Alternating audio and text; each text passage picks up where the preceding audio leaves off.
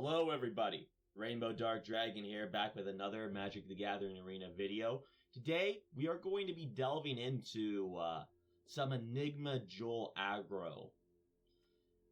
Basically, the concept of the deck is to have a turn 1 Omen Hawker or Enigma Jewel with any of these cards, which allows us to play them on turn 1. Turn 2, Rona. Turn 3, a flipped attacking 5/5 Trampler. This is on par with certain devotion to mono green plays in Pioneer.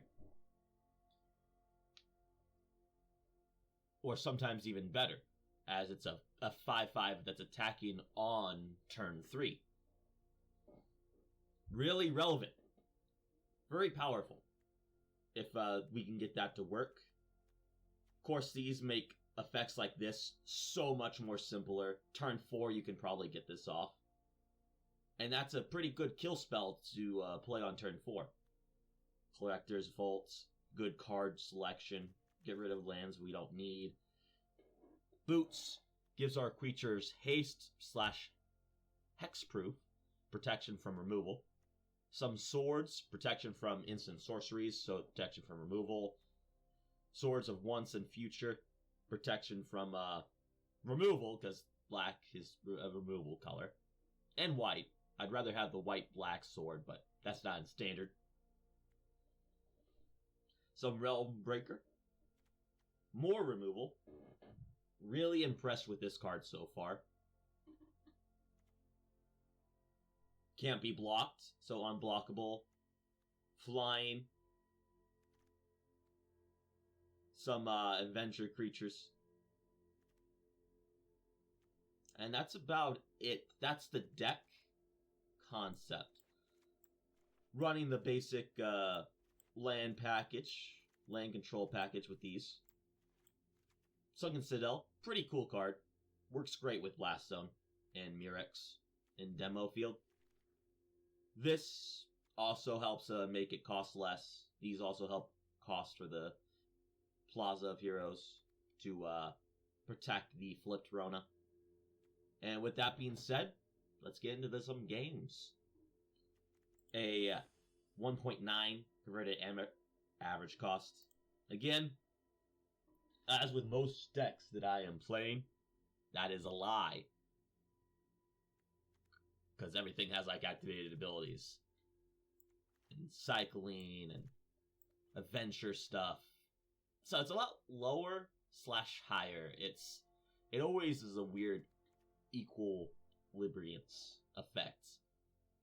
Some sideboard stuff, Candy Trail, Soul Guide Lanterns, Fog Banks for aggro, Spell Pierces for more aggressive pushy matches, Tidebinder, stop annoying things from happening, and just more land destruction.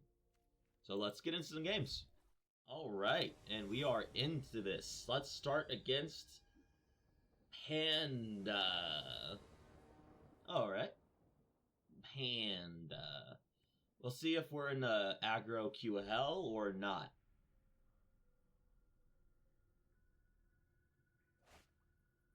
Yeah, it's my own form FL, yeah. Okay. I will lead off with Enigma Jewel, then into the Omen Hawkers.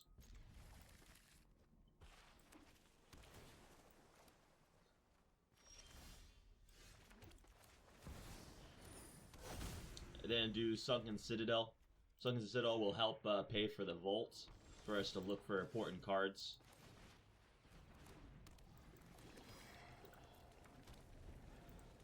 So next turn I can either do Blast Zone or Volt. 4 color. White, blue, black, green. Interesting. I might do the Blast Zone just to kill that.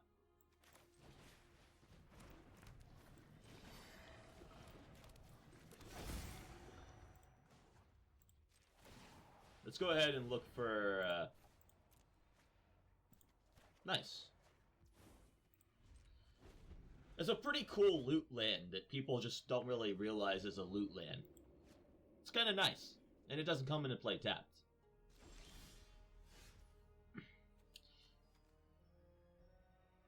Though I am a little concerned with what my opponent is doing.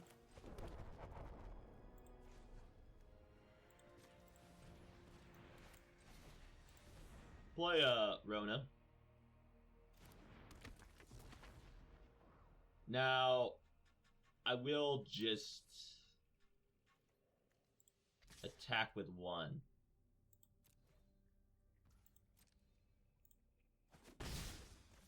I don't want to flip the Rona here, because I feel like he has removal.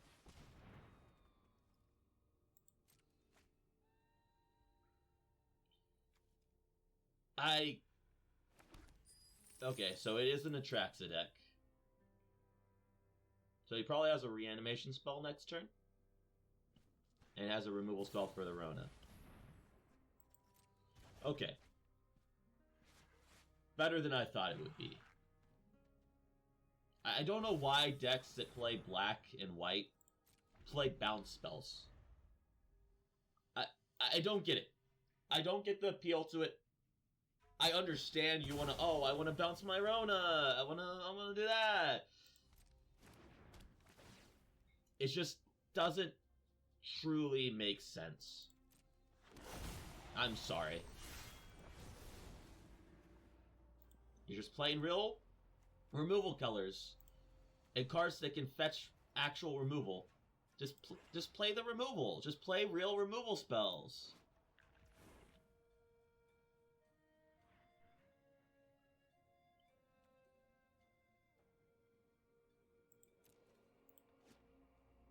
So he's just getting these back.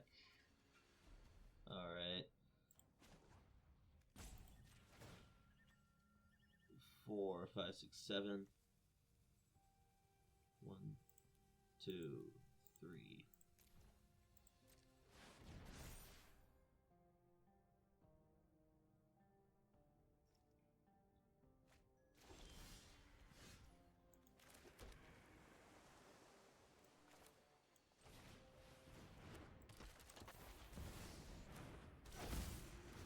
And equip the Rona now.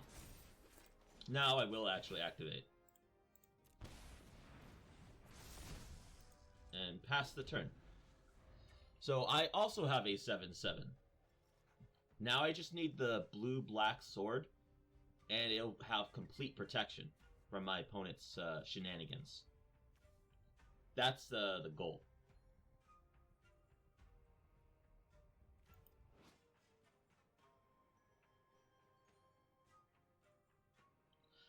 Then I could probably return the Atraxa to his hand. And the ironic thing with this opponent is I might be able to get him to deck out. Because some people don't get that they can easily deck out with Atraxa if they're not careful.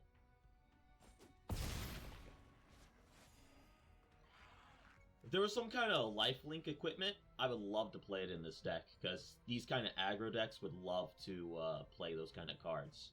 But right now, we really just want to have our blue-black sword, just so we can freely start attacking our opponent here. And getting in. I would love to cast an Atraxa he controls. So there's a good chance he might not even want to block this.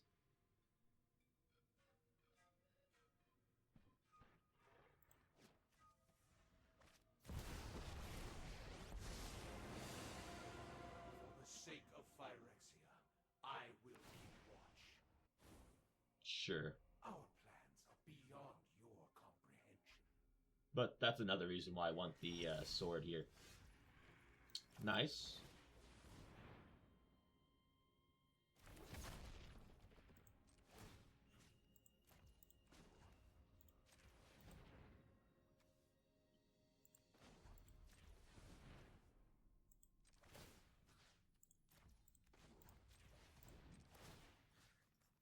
Artifact, creature, and I'll get rid of the blue because he has a lot of triple blue here.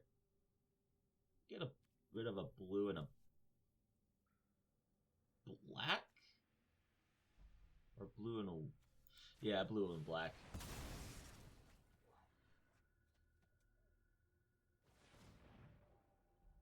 Sure. Combat.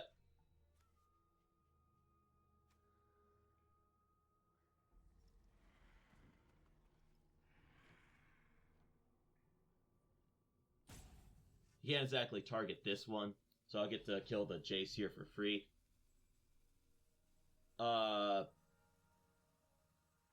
You let me play opponent. You can play a useless bounce spell, yeah. I swear, if you have a 1-drop blue bounce spell, and this, I'll be honest, you shouldn't be playing these. You're playing a deck that has black, white, and you are casting the black spells because you just played a invasion here, so this should not be in your deck. You can't lie to me.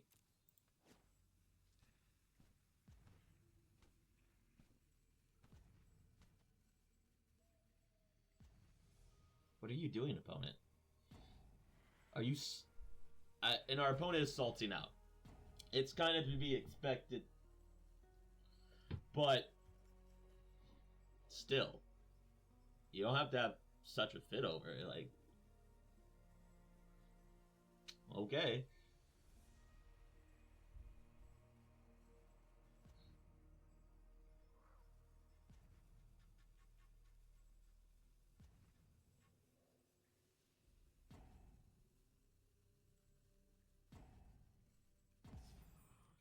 And our opponent ran out of rope to milk. So we'll go ahead to there, for there, and pass the turn. Now our opponent is playing a multicolored deck and only has 4 lands available. Now he could have reanimate here.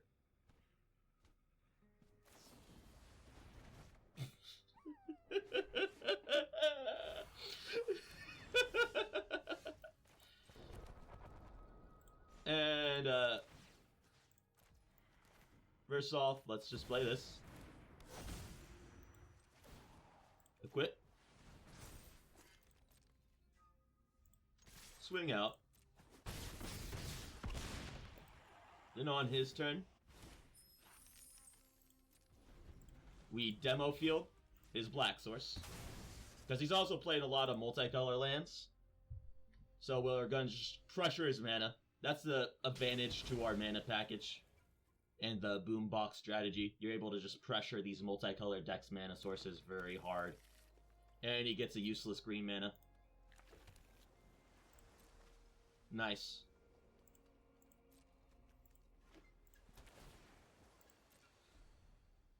Very nice.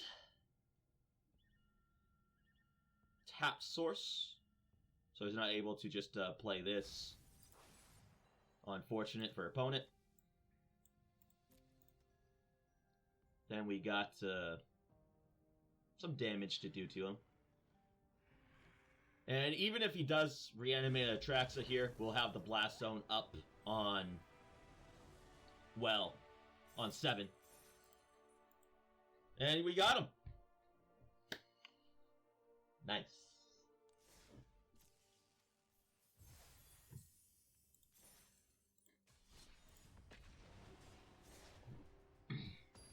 Alright, immediately getting into it. Nice. So we were able to beat that last opponent with the land package. Let's see if we can get the same result against this OP.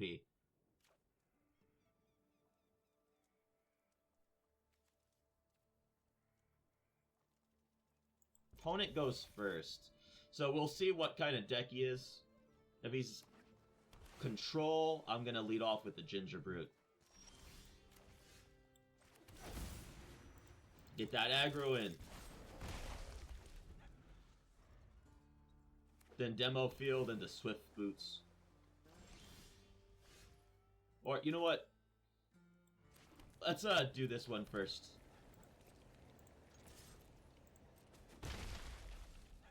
So I can get out Enigma Jewel into Swift Boots.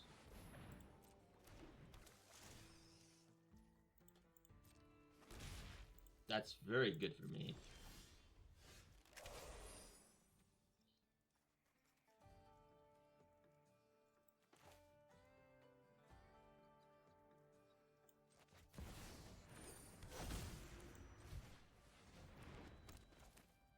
Blast Zone.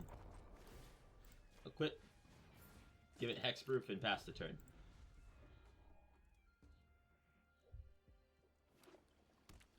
Now we have a Hexproofing Ginger Brute. Very useful. I really don't like this card, by the way. Sure, you can hit that. I do have Blast Zone on one I could do.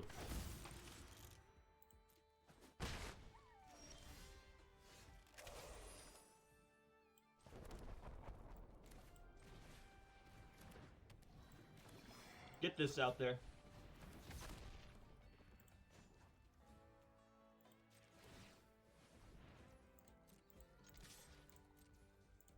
Boom. And play out another Ginger Root. That's the turn. Too bad he took the Enigma Jewel.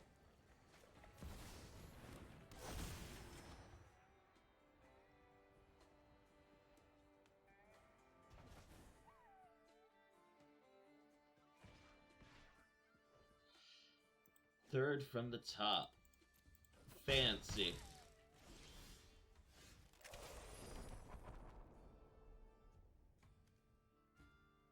Five. I could put the Blast Zone on 3. I think that's what I'll do. So 1, 2. And just pass the turn. Why does white have double strike? Why does white blue? Let me reiterate that. Why does white blue have double strike? I like elaboration of that, please. Thank you. Yep. Down to 6. See what our opponent does here. Nice. That's actually really good for us.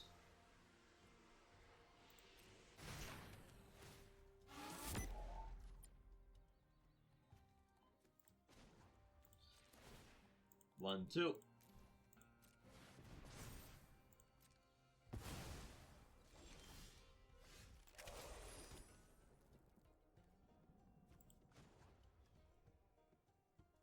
Go ahead, pop that now. Just so he doesn't have access to the mana.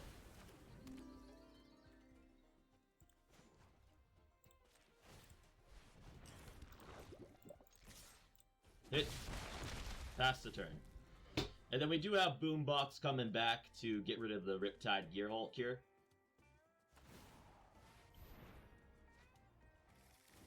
See, it's a loot land. It's pretty powerful stuff.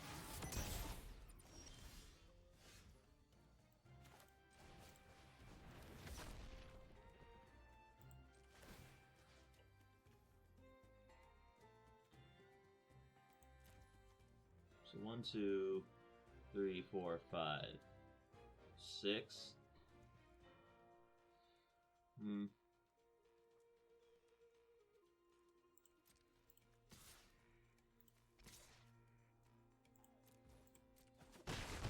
And we'll pass the turn here. See if we can get maximum value with it. And we are going to be able to do that. But we're going to have a new target for it, though. Most definitely. So, destroy Synthesizer. Destroy Gearhulk. Destroy his loot land.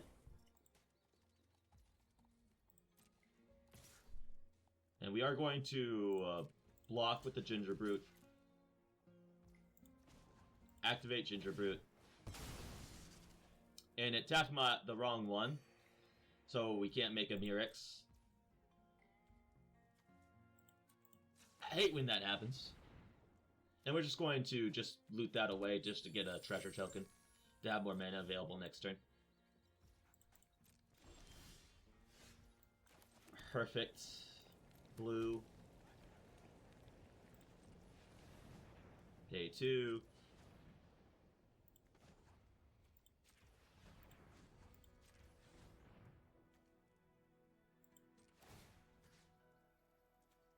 Artifact, creature, land.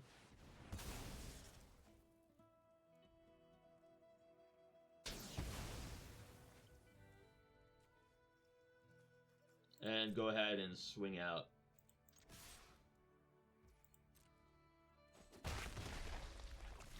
Pass the turn. I'm not going to activate the Collector's Vault here. Hopefully I get another Boombox, because that's going to be very useful against his deck. Nice. Let's go ahead and attack. Boom, boom.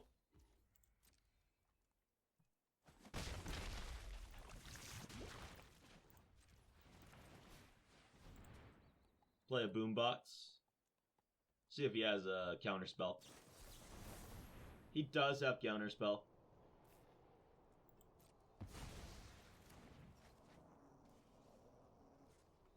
Unfortunate for us. Well, let's pass it back to our opponent. He does have a lot of card selection. I almost thought he didn't have basic lands there for a second. I'm not gonna lie. So I'll probably start hitting some of his other color sources. I'm probably gonna hit his black one, because I'm not sure what he has it in the deck for. So it's probably a splash color. So it's gonna be the more free to hit.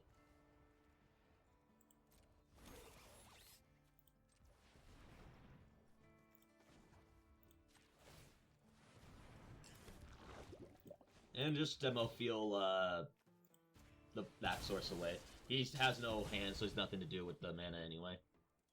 Let's see if he doesn't have any more sources to hit. If so, I probably will just demo field another thing. And this gets rid of useless draw. My turn.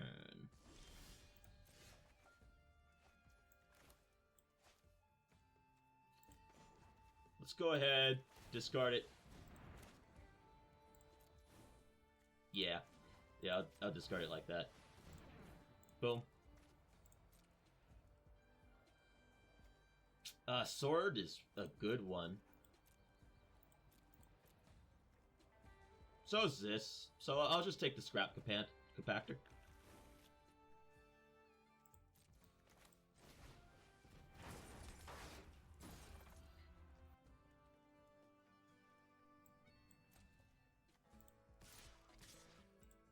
Can't really block them.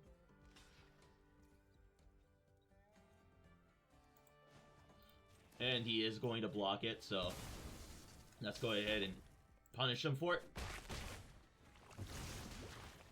Pass the turn. This is a really powerful card. Really like it. Alright, swing out. Just play the second Murex.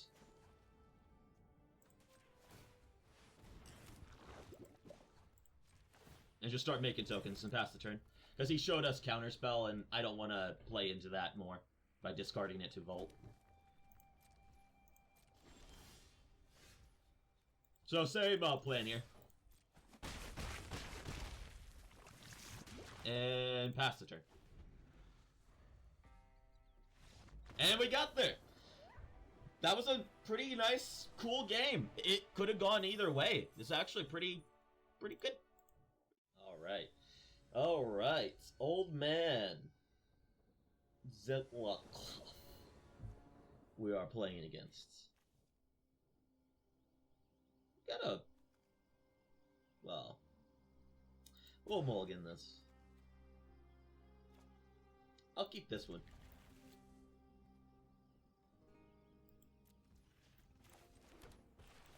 Play this up. Now we just need one more land, and we can have a pretty big creature. And if he has removal and control,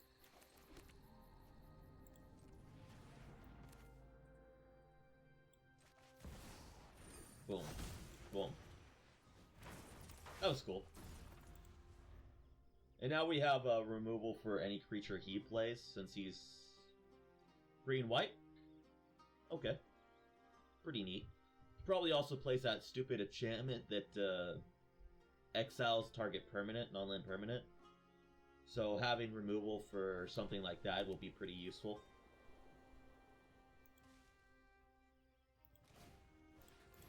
Carrot Cake. Alright. Our opponent is playing Bunny Rabbits. I really just want to draw a land here. And just have a 3/3 attacker. Beautiful. So, play this. Equip this. And attack. That's exactly what I wanted, and it's exactly what I got.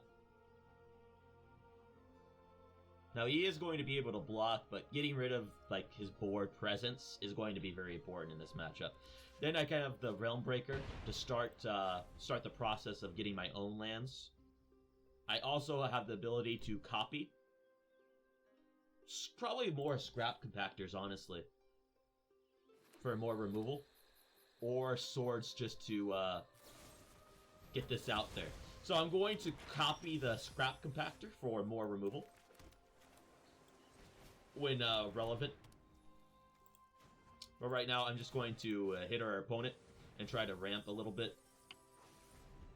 Just got rid of action, and I'm glad I got rid of every single card on top of his library here. Very good. Getting rid of that talent. So, I actually can't be mad about that. Up the Beanstalk. Annoying. So, Overlord kind of style deck. Okay. So let's hope to start hitting at least 1 or 2 lands with the Realm Breaker, so I can freely start copying my my boys.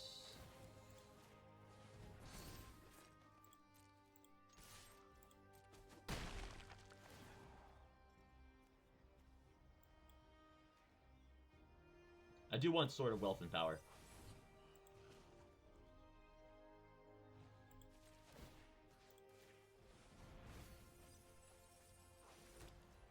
Nice. And I even hit another talent. That's actually really useful. Pass the turn. The next turn, if he does have another removal spell, I'll have the Mirrex to start making 1/1s at the end of his turn.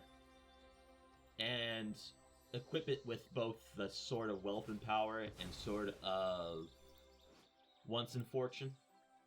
So it'll be just straight up protected and be a pretty decent threat. Being a 5/5, maybe a 6/6 with the treasure.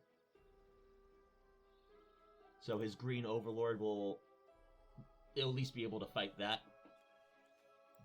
Probably has the Overlord in hand that he wants to cast. 5. You can only cast the green one here. Get lost. So we're gonna do that. That's fine. Finally place the talent. Now I can't answer the talent.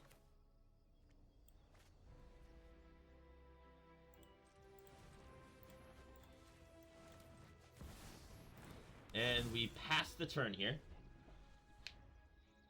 On his end step, make a Mirrex. See if he is incentivized to tap out. He is. Very good.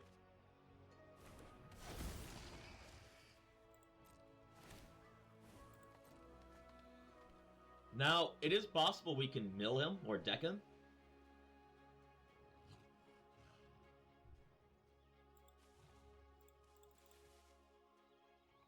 Very possible.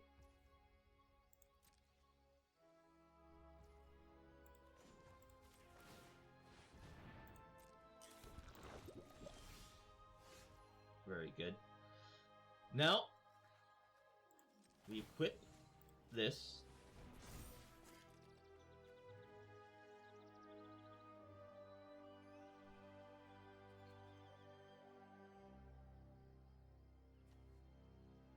1, 2, 3, 4, 5. You have not been drawing the lands. See what's on top. Okay, so we drew a land.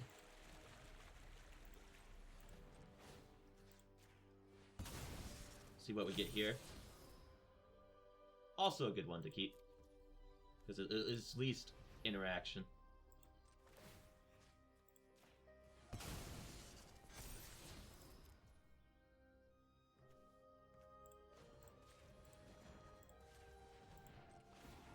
And equip. And swing out for 7.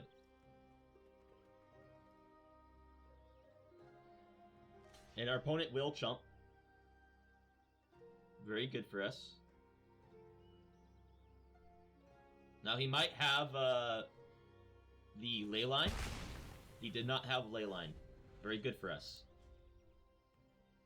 I'll have the boom box for the carrot cake.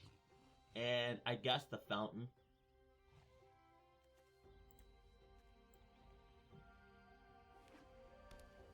Yeah, so that's 2 overlords. Have one more to deal with. That's going to be very annoying to have to deal with due to, well, the mere fact that it's going to make 2/2, 2 blockers for it. So that's going to be a rough one. So let's hope to avoid Mothman here. And, okay, it's just a carrot cake.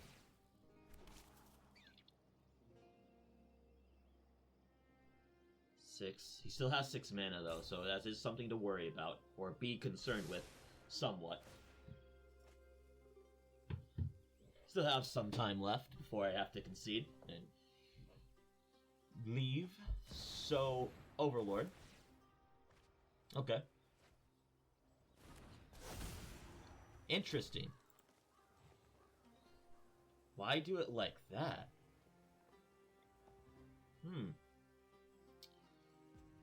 Well then.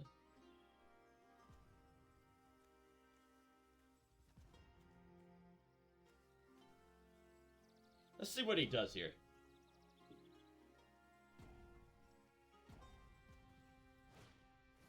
Okay.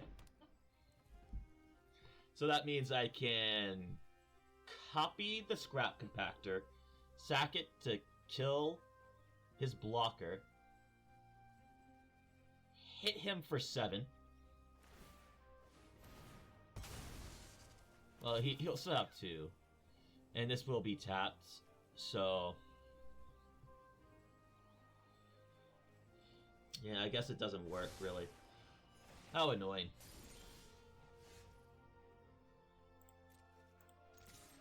Swings for 7. He blocks it.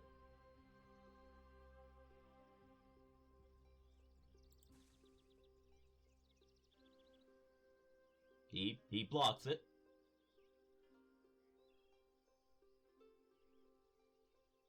He blocks it. That was rough.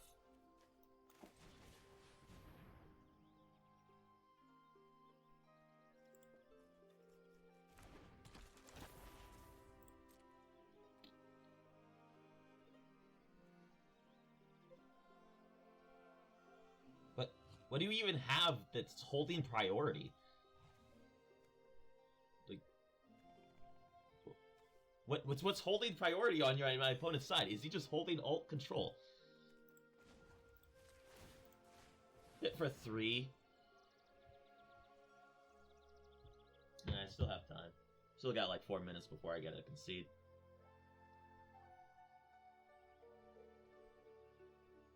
He's just holding control.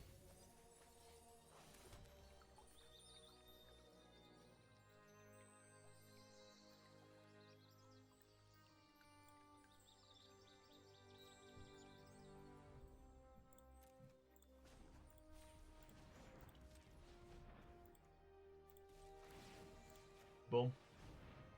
Move the sword up instant sorceries to the Rona. Play the boombox. Yeah, he's just literally holding alt control down.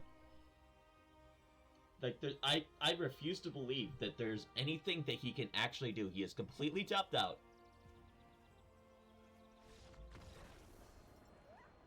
And by some miracle, I won before he had to go to work, so... Good news.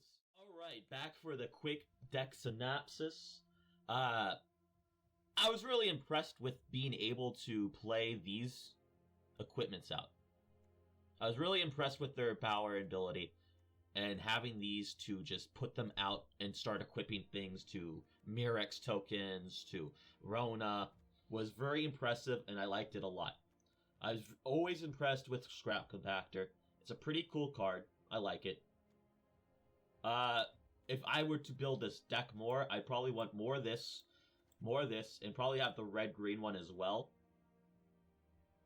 This to the sideboard against control matchups. Take this out for the other sword.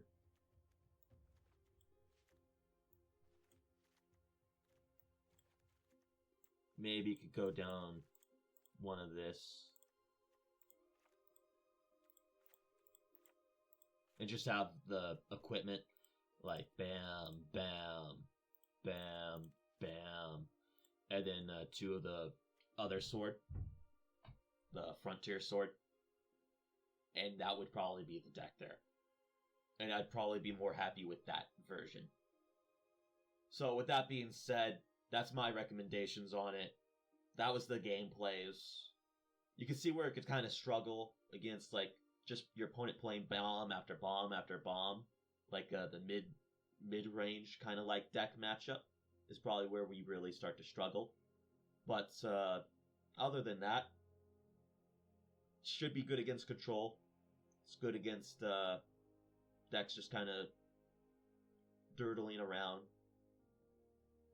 Can struggle against aggro.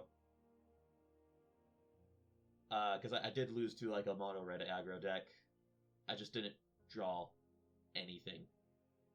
Because for some reason, I build decks that are very low converted average cost, but require me to draw a land every single turn to function.